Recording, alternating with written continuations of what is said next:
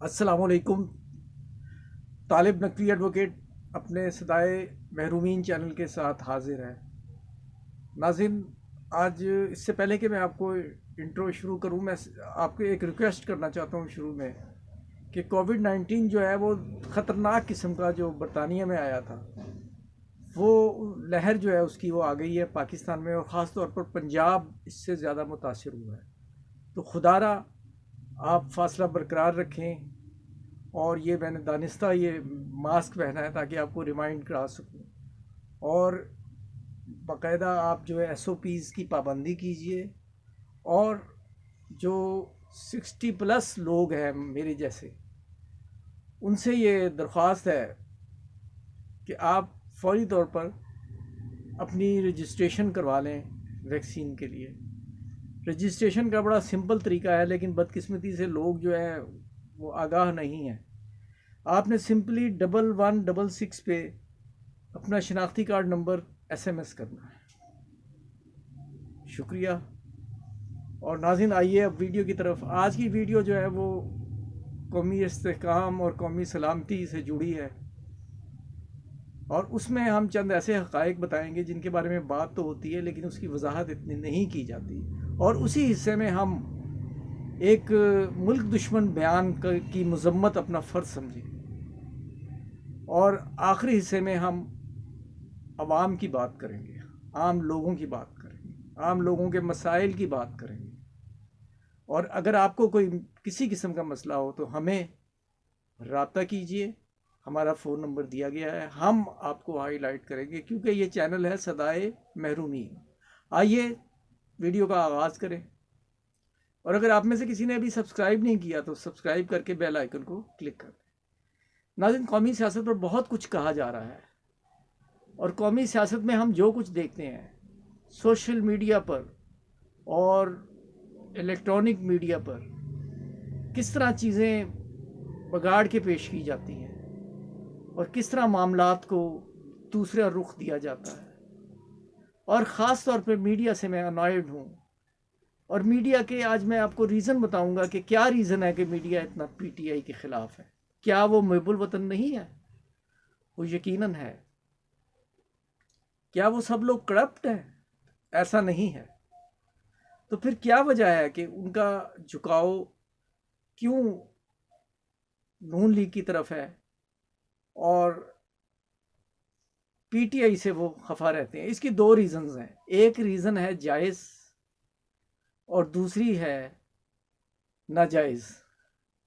जायज़ रीज़न ये है कि मीडिया का काम ही ये है कि हुकूमत को बताएं कि आप किस तरह गलत ट्रैक पर जा रहे हो, और उस हद तक ये मीडिया का ये अंदाज़ जो है ये ठीक है।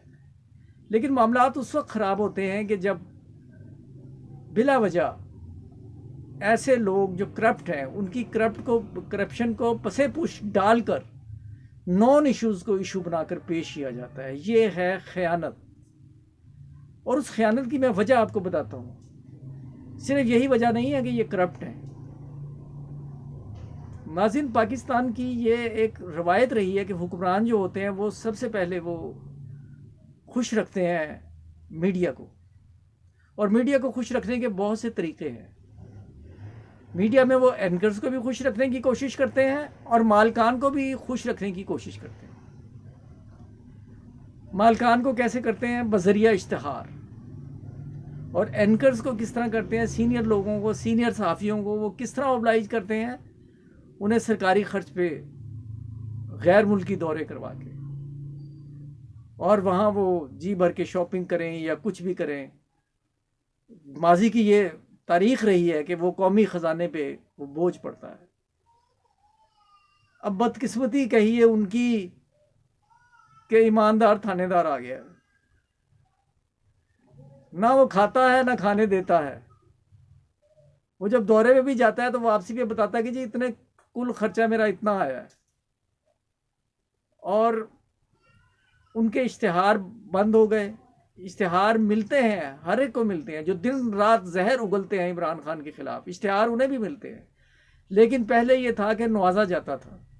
आपको याद हो कि ना याद हो, जस्टिस इफ्तिखार चौधरी की जो अलविदाई तकरीब हुई थी वो एक्सक्लूसिवली जियो ने की थी। बड़ी ज़िम्मेदारी से कह रहा हूँ, और किसी को वहाँ अंदर दाखिल होने की इजाज़त नहीं थी,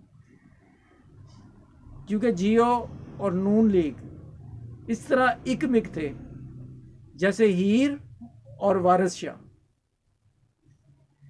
तो नाज़रीन, ये है वजह, इस वजह से हमेशा उनकी हमायत में एक इतनी बड़ी फतह मिली इमरान को। उससे पहले जो प्रैक्टिस हुई, इस पे तहरीक इंसाफ ने एहतजाज किया, उस एहतजाज की वक़्त नहीं थी।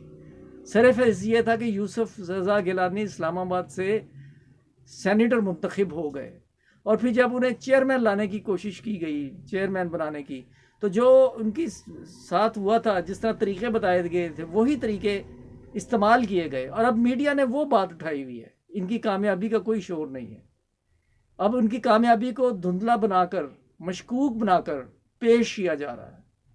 ये बहुत बड़ी ज़्यादती है।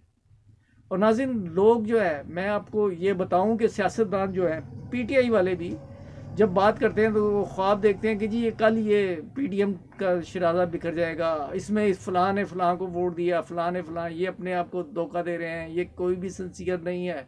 मैं कहता हूँ वाकई कोई सिंसियर नहीं है, लेकिन मैं साथ ये भी कहता हूँ, आप हैरान होंगे जो मैं बात करने जा रहा हूँ, आप परेशान होंगे कि ये क्या बात कर रहा है। मैं ये कह रहा हूँ कि नवाज शरीफ, जरदारी और मौलाना फजलुर रहमान सियासतकारी नहीं रहे। आप सोचेंगे कि ये क्या कह रहा है, मैं हकीकत बयान कर रहा हूँ कि ये सियासत नहीं कर रहे। उसके लिए मैं आपको ये वाक़या बताता हूँ जो लोग भूल जाते हैं बहुत जल्द, कि जब ये मुत्तहिद नहीं हो रहे थे तो मौलाना फजलुर रहमान ने कहा कि उस वक्त मुत्तहिद हो गए जब हम सब जेल के पीछे होंगे। नाजरीन, ये अपने बका की जंग लड़ रहे। मरियम नवाज जो इस्टेब्लिशमेंट के ख़िलाफ़ बोलती हैं, वो इसीलिए बोलती हैं, और इतना अरसा खामोश रहने की वजह भी यही थी कि खुदारा मुझे बाहर निकालो, बाप के पास भेज दो। और जब वो नहीं लिया, उसके बाद बाप बेटी दोनों मिल के हर्जा सराई कर रहे हैं स्टेट पर। और इस पर मसदाक ये है कि जो जावेद लतीफ़ साहब ने जो बयान दिया है, एक ख़बर मफरूज़ा बना के कि अगर मरियम नवाज़ को कुछ हुआ, मरियम नवाज़ इस मुल्क की दुख्तर है, इस मुल्क की खातून है, काबिल एहतराम है, लेकिन वो एक मुजरमा भी है। अब हम मुजरमा को मुजरमा ना कहें तो और क्या कहें। नाज़रीन, ये तसव्वुर नहीं है कि एक शख्स, एक कोई कन्विक्ट हो गया हो और जिस वजह से उसने बेल ली हो वो वजह ख़त्म हो चुकी हो, लेकिन इसके बावजूद वो सरेआम रियासत के ख़िलाफ़ भी गुफ्तगू करे और कोई उन्हें पूछने वाला ना हो। अब अपना किरदार अदा करना होगा रियासती अदारों को। और नाज़रीन, दूसरी बात मैं ये कहने वाला हूँ कि आजकल सदारती निज़ाम की बड़ी बाज़ गश्त सुनाई दे रही है, और यूँ लगता है कि जैसे अगले 2-4 महीनों में खान जो है ना वो ले आएगा सदारती निज़ाम। मैं अपने आवाम को ये थोड़ा सा वाज़िया करना चाहता हूँ कि सदारती निज़ाम लाना कोई एक आम सी बात नहीं है, और सदारती निज़ाम आ सकता है रेफरेंडम के ज़रिए या आइन में तरमीम के ज़रिए, और उसके लिए सेनेट में और कौमी असम्बली में 2/3 मेजॉरिटी होना ज़रूरी है। लेकिन अगर इलेक्शन करवा दिए जाए और दोबारा इमरान खान बग़ैर किसी बैसाखियों के 2/3 पोजीशन ले लेते हैं, तो उसके बाद भी उन्हें इंतज़ार करना पड़ेगा। उन्हें कब तक इंतज़ार करना पड़ेगा? कि जब तक वो सेनेट में मजबूत हो जाएं। सेनेट में मजबूत किस कदर होते हैं ये डिपेंड करेगा कि वो कौमी और सूबाई असम्बलियों की कितनी सीटें जीतते हैं, और उस बुनियाद पर मार्च, आज से 3 साल बाद, यानी मार्च 2024 में उन्हें वो 2/3 मेजॉरिटी लेके भी तकरीबन 1 साल 1.5 साल जो है वो इंतज़ार करना पड़ेगा, और उसके बाद वो आइन में 2/3 की बेस पे तरमीम कर सकेंगे। तो ये इतना आसान काम नहीं है। ज़ाती तौर पर मैं ये समझता हूँ कि इस गले सड़े निज़ाम ने हमें दिया क्या है।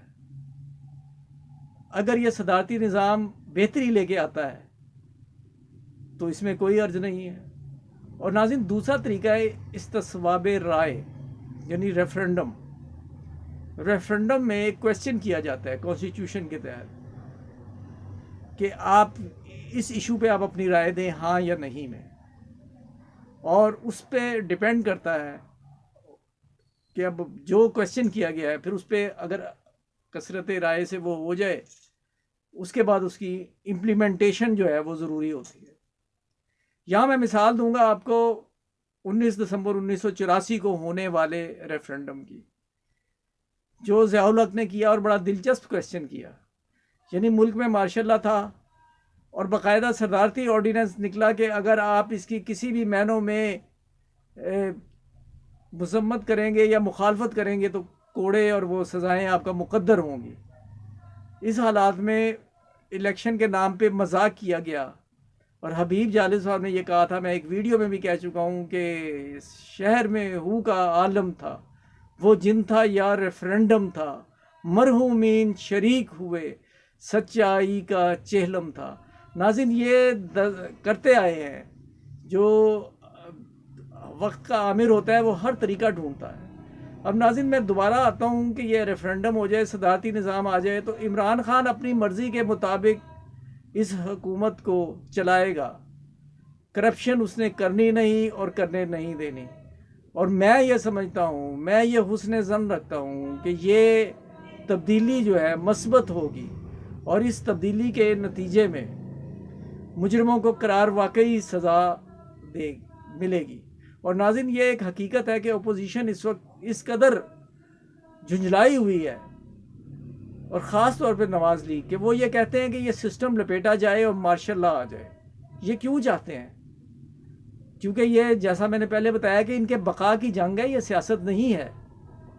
इनका ये ख्याल है कि इमरान खान से सख्त कौन हो सकता है, और उन्हें उनकी हिस्ट्री ये कहती है कि जब ज़ियाउल हक आया, उसने मजलिस शूरा के नाम से करप्ट लोगों को इकट्ठा कर लिया, और उसके बाद उसने गैर जमाती इलेक्शन करवाए जो बरादरी फ़िरका वाराना बुनियादों पर, और इस तरह जो है ना लोग मुंतखब हुए। इमरान खान जो है वो एक कौमी सोच रखता है, और इस वक्त पीटीआई जो है वो सेनेट में भी और कौमी असम्बली में भी, चारों सूबों में नुमाइंदगी रखने वाली, गिलगित बल्तिस्तान में नुमाइंदगी रखने वाली जमात है। और उम्मीद है कि अब इन्हें के इंसाफ होगा।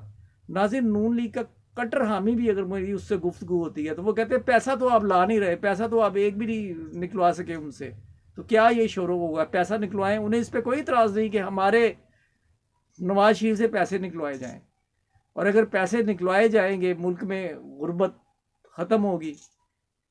तो हम तो दुआ कर सकते हैं इस मुल्क के इस्तेहकाम के लिए। यार दोस्त मुझे कहते हैं कि यार तुम एंटरटेनमेंट पे किया करो, फिल्में ड्रामे जो है ना वो भी यूट्यूब पे लोग दिखाते हैं, आप वो दिखाया करो।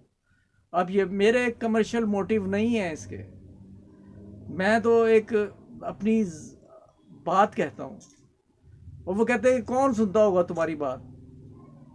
मैंने ये कहा कि मैं, अगर अल्लाह पाक ने ज़िंदगी दी तो मैं ये बात, हक की बात और अपना कैथारसिस करता रहूँगा। और फिर मैं आइंदा आपको हिस्ट्री के हवाले से मैं ये बताऊंगा कि किस तरह चंद लोग अपनी बात करते रहे और वो बात किस तरह फैली और वो किस इनकलाब का पेशे खैमा साबित हुई। हम नेक बद हुजूर को समझाए जाते हैं। और नाज़रीन, आज अब आम आदमी की बात होगी। अब आम आदमी में से इमरान खान साहब, आपको फिर कह रहा हूँ कि बज़ाहिर आप मजबूत हो गए हैं, लेकिन मैं ये आपको इंतबाह करता हूँ कि आपका दुश्मन जो है ना उसे कमज़ोर मत समझिए। अब वो दूसरा वार करने जा रहा है और ज़रदारी अभी बैठा नहीं है।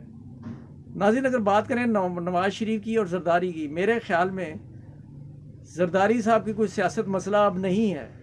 वो कई दफ़ा इस अमर का इजहार कर चुके हैं कि अब मैं फारिग ही होना चाहता हूँ।